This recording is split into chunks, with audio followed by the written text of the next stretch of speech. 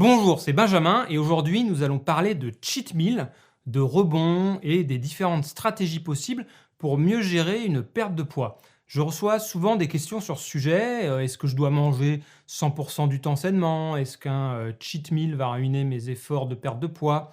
Est-ce que ça permet de relancer le métabolisme? Je donne toutes ces stratégies en détail dans mes programmes, mais on va les passer en revue rapidement aujourd'hui parce que, comme vous allez le voir, nous avons quelques études scientifiques qui peuvent nous éclairer sur le sujet, ce qui est toujours plus intéressant, évidemment, que de sortir une opinion de son chapeau comme certains. Et même si vous n'êtes pas concerné actuellement par une perte de poids, vous allez apprendre des choses sur le métabolisme qui vous serviront sûrement plus tard. On va donc parler aussi de ce qu'on appelle, comme je le disais, des rebonds, des refeeds, des variations dans vos apports caloriques à avoir au cours d'un régime. Petit aparté rapide avant de rentrer dans le vif du sujet, j'ai une annonce un petit peu particulière à vous faire. Au moment là où je tourne cette vidéo, je fête les 10 ans, donc à la fois de mon site et de ma chaîne YouTube. Et ouais, 10 ans déjà. Alors, je reviendrai plus tard dessus, hein, peut-être que je ferai une vidéo spéciale à ce propos, sur le format, ce que j'ai appris en nutrition en 10 ans. Je ne sais pas trop encore. Dites-moi en commentaire si ça vous intéresse d'ailleurs. Mais en attendant, qui dit anniversaire un peu symbolique, hein, dit promo un petit peu exceptionnelle, et je vous propose donc une réduction de 30% sur toutes mes formations pendant quelques jours avec le code 10 ans tout simplement. Pour rappel, le contenu que vous avez sur YouTube, hein, c'est à peine 10% de mon travail, et ce sont aussi ces formations qui financent tout le contenu gratuit que je peux vous donner ici sur YouTube. Donc pour ceux qui veulent vraiment aller plus loin, je rappelle que j'ai actuellement 4 formations qui représentent au total plus de 200 vidéos et qui n'ont pas vraiment d'équivalent ailleurs. Je vous mets vraiment au défi de trouver des programmes aussi ambitieux sur ces sujets. Vous avez donc Natura Balance et Natura Power qui sont les plus récentes, qui sont de véritables bibles de toutes les connaissances sur la nutrition. La première à destination de ceux qui veulent simplement mieux manger ou perdre du poids. La deuxième à destination plutôt des sportifs qui veulent faire rimer santé et performance. Vous avez mon célèbre programme de cuisine Natura Cook qui a déjà été suivi par de très nombreuses personnes pour apprendre à cuisiner sainement. Et enfin, l'Académie du sommeil, qui est une vraie formation sur le rythme biologique et les connaissances les plus récentes pour améliorer la qualité de son sommeil. Donc pour ceux qui hésitaient encore à sauter le pas, c'est vraiment l'occasion et vous avez tous les liens en dessous de cette vidéo. Revenons-en à notre histoire de cheat meal. Alors, je suis désolé d'utiliser ce terme. Moi aussi, je n'aime pas les anglicismes, mais cette expression est tellement connue et utilisée que tout le monde comprend de quoi on parle. Alors, petite définition quand même pour ceux qui ne le sauraient pas. Dans le langage courant, un cheat meal, qu'on peut traduire littéralement par repas de triche, est un repas qui prend place au cours d'un régime plus ou moins restrictif et au cours duquel on va se lâcher, entre guillemets, manger beaucoup plus que le reste de la semaine, voire manger tous les aliments que l'on s'interdit le reste du temps. On parle aussi de cheat day, c'est le même principe sauf que c'est sur une journée entière. Historiquement, c'est une approche qui vient du monde du bodybuilding et de la musculation, où les gens sont habitués à manipuler leur poids et à vouloir sécher, et donc parfois à suivre des régimes très restrictifs. C'est pour ça qu'on voit souvent des pratiquants se prendre en photo devant des assiettes de malbouffe, tout fiers de leur quadruple menu Big Mac ou de leur énorme seau de nuggets de poulet. Alors 2 remarques rapides déjà sur ça.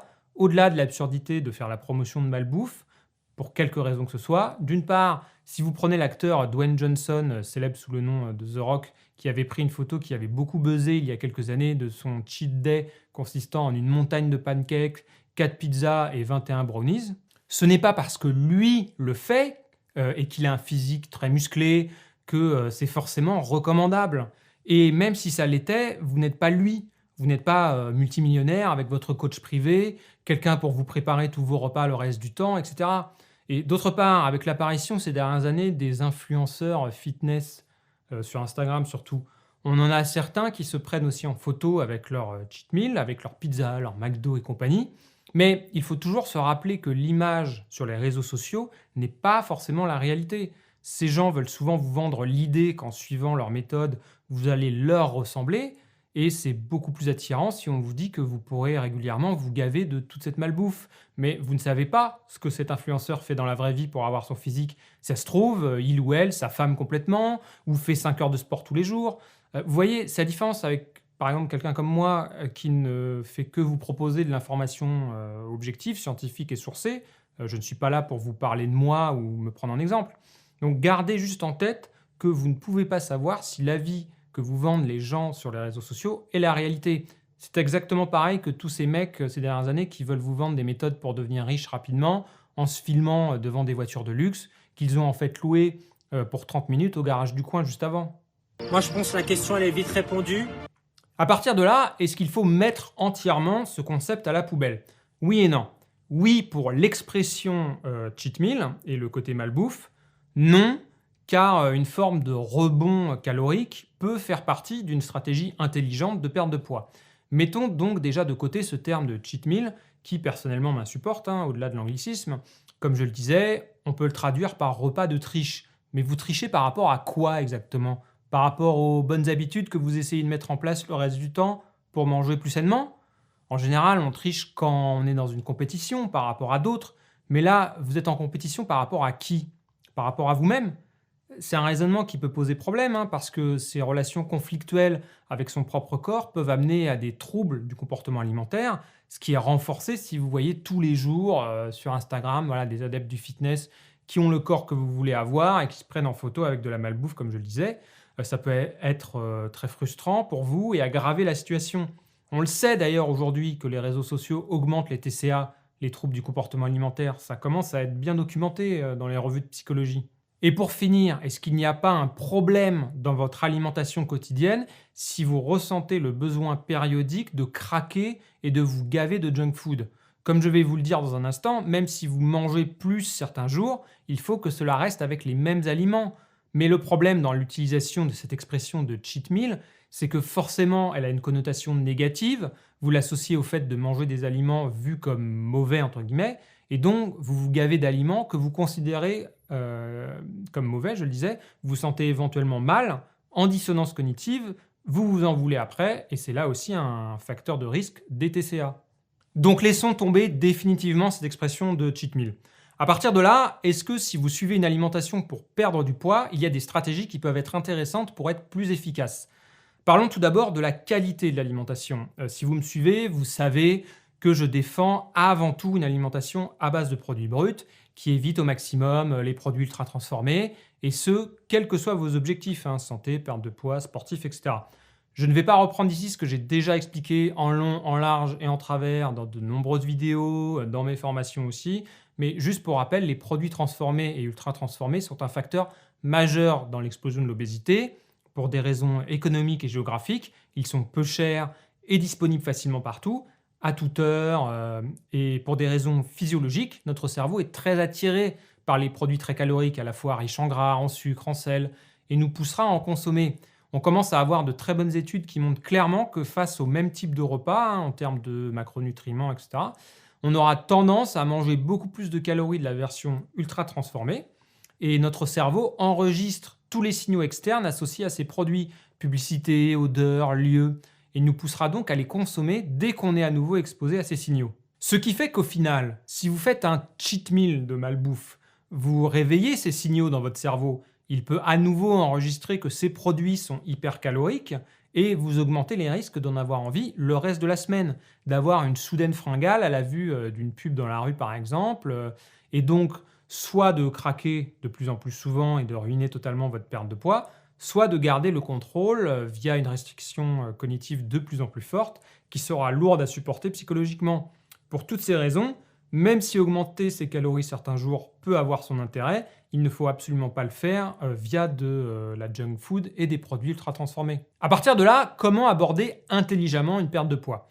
Je laisse de côté l'aspect modèle alimentaire, mais quel qu'il soit, méditerranéen, paléo, cétogène, vegan, végétarien.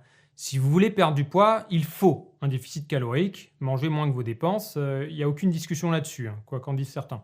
Mais le métabolisme n'est pas quelque chose de constant et linéaire. Pour rappel, votre métabolisme total, l'énergie que vous dépensez chaque jour est composée de votre métabolisme de base ou au repos, ce qu'il faut pour faire tourner vos fonctions vitales, ensuite l'effet thermique des aliments, l'énergie nécessaire à la digestion des aliments, et l'activité physique qu'on peut séparer en deux, la sportive qui correspond au sport formel et la non sportive qu'on appelle NEAT en anglais, qui correspond à tous vos mouvements quotidiens, marcher, faire du vélo ou même tous les petits gestes inconscients. Quand vous suivez un déficit calorique, que vous mangez moins de calories que vos besoins pour perdre du poids, au bout d'un moment, votre métabolisme va s'adapter, ce qui est normal. Et votre cerveau va toujours chercher à défendre un point d'équilibre, votre poids de maintenance. en mettant en place différentes actions. Premièrement, votre métabolisme au repos va diminuer, ce qui est totalement normal puisqu'il est aussi proportionnel à votre masse corporelle. Plus vous perdez du poids, plus ce métabolisme de base diminue. Mais aussi parce que votre corps cherche à conserver de l'énergie pour limiter la perte de poids, d'où parfois le sentiment d'avoir froid quand on suit un régime. Ensuite, cette baisse vient aussi de la baisse de l'activité physique, notamment non sportive, du NEAT. Il y a une certaine variation individuelle, mais en moyenne, la plupart des gens vont diminuer leur NEAT de manière inconsciente. Notre cerveau va couper tous les petits mouvements involontaires, les tremblements, etc., qui peuvent représenter une dépense non négligeable au quotidien. Et enfin, votre cerveau va vous pousser à remanger plus en augmentant vos sensations de faim. C'est pour toutes ces raisons que les régimes finissent par atteindre un plateau ou même que les gens reprennent rapidement le poids perdu derrière. Si par exemple, vous avez besoin de 2500 calories pour maintenir votre poids et que vous décidez de descendre à 2000 calories par jour pour perdre du poids, au bout de quelques semaines, votre métabolisme total va finir par descendre lui aussi à 2000 et la perte de poids va donc se stopper. Et si vous voulez continuer à en perdre, soit vous descendez à nouveau plus bas en termes de calories, 1500 par exemple, soit vous trouvez d'autres solutions pour limiter cet effet. Et c'est là l'intérêt de deux outils, une réalimentation, un rebond qu'on appelle refeed en anglais, et les pauses. Un refeed consiste à avoir 1 ou 2 jours par semaine pendant un régime où vous allez augmenter vos calories. C'est différent d'un cheat meal ou cheat day parce qu'évidemment, il s'agit d'augmenter les quantités d'aliments que vous mangez déjà le reste de la semaine et que c'est une stratégie volontaire, planifiée avec des quantités précises. Il ne s'agit pas de manger des centaines de calories sans compter. Je vais vous citer une étude très récente de mars 2020 qui va vous illustrer parfaitement ce concept. Les chercheurs ont comparé sur un groupe de jeunes adultes sportifs s'entraînant 4 fois par semaine pendant 7 semaines la différence entre d'un côté maintenir son déficit calorique 7 jours sur 7 en diminuant de 25% par rapport à son niveau de maintien et de l'autre avoir 5 jours en déficit à moins 35% et 2 jours de refeed de rebond où ils mangeaient 100% de leurs besoins en comblant le déficit essentiellement par des glucides. A noter que les deux modèles donnent exactement la même quantité de calories au total sur la semaine. Résultat, les deux groupes ont perdu à la fin des 7 semaines à peu près la même quantité de poids et de masse grasse, mais le groupe avec la restriction intermittente, avec les rebonds, a un peu mieux préservé sa masse musculaire et son métabolisme au repos. Il avait moins diminué. Même si ce n'est qu'une seule étude, ça nous montre que cette stratégie a un intérêt pour limiter cette adaptation à la baisse du métabolisme pendant un régime. Et sur ces jours de rebond, faut-il d'ailleurs augmenter plutôt les protéines, les lipides, les glucides ? Tout dépend évidemment de votre modèle alimentaire de base, et je rappelle que l'on mange des aliments, non pas des nutriments, mais normalement, que vous soyez sportif ou non, vous êtes censé manger selon vos besoins en protéines toute la semaine, donc a priori pas besoin de les augmenter. On a plusieurs travaux qui ont comparé la prise de poids si on augmente les calories avalées par des glucides ou des lipides, sans trouver de différence fondamentale. Mais au sein d'un régime, augmenter les glucides plutôt que les lipides dans ces calories supplémentaires a potentiellement deux petits avantages. Premièrement, refaire vos réserves de glycogène musculaire si vous suivez une alimentation pauvre en glucides surtout, ce qui vous permettra d'être un peu plus performant pendant vos séances de sport les jours suivants. Et deuxièmement, stimuler un petit peu plus la leptine, cette hormone de la satiété, et donc mieux calmer vos éventuelles fringales qui viendraient le reste du temps à cause du déficit calorique, même si sur ce dernier point, on manque encore un peu de preuves pour le valider. C'est pour cela que dans le monde du sport, on pratique le rebond glucidique qui répond aussi à d'autres objectifs comme la préparation à une compétition, etc. Deuxième stratégie, encore plus intéressante, ce sont les pauses. Le fait de faire des semaines entières où vous remontez vos calories à votre niveau de maintenance. Par exemple, vous faites 4 semaines en déficit calorique, suivi de 2 semaines de pause en les remontant, et vous faites plusieurs cycles sur ce modèle jusqu'à atteindre votre objectif. On a une autre très bonne étude de 2018 qui illustre bien le sujet et qui s'appelle l'étude Matador. On a un groupe d'hommes obèses qui ont suivi un régime, un déficit calorique, avec un groupe pendant 16 semaines consécutives et un autre pendant 16 semaines de déficit aussi, mais découpé sur le modèle 2 semaines en déficit calorique, suivi de 2 semaines en maintenance, en remontant à 100% de leurs besoins, à nouveau 2 semaines de régime, 2 semaines de maintenance et ainsi de suite, ce qui leur a fait un total de 30 semaines pour ce deuxième groupe. À la fin, ce deuxième groupe avait perdu en moyenne 5 kg de plus, non 4 kg de plus de masse grasse, ce qui est vraiment une différence significative. Cette différence provient certainement de la différence dans la réduction du métabolisme au repos. Ce dernier avait moins diminué pour le groupe intermittent que pour le groupe continu, c'est-à-dire que le fait d'avoir fait des pauses régulières dans la restriction calorique avait réduit cette adaptation du métabolisme à la baisse. En conclusion, qu'est-ce que l'on peut dire? Qu'il faut oublier le concept de cheat meal, de cheat day, comme je le disais évidemment, dans son sens primaire de tout le côté malbouffe.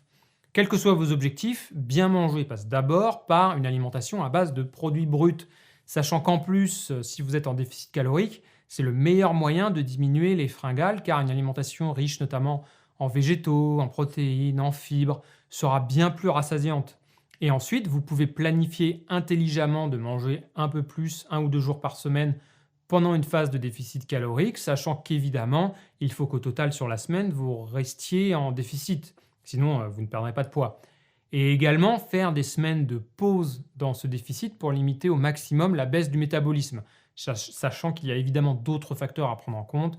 L'aspect psychologique, certains auront besoin plus que d'autres de s'accorder ces rebonds. L'aspect social, les rebonds correspondant souvent à des repas pris entre amis. Encore une fois, si vous voulez aller plus loin, je parle de tout cela bien plus en détail dans mes 2 formations Natura Balance et Natura Power. Et vous avez donc, comme je le disais, quelques jours pour profiter de la promotion pour les 10 ans de ma chaîne avec le code 10 ans.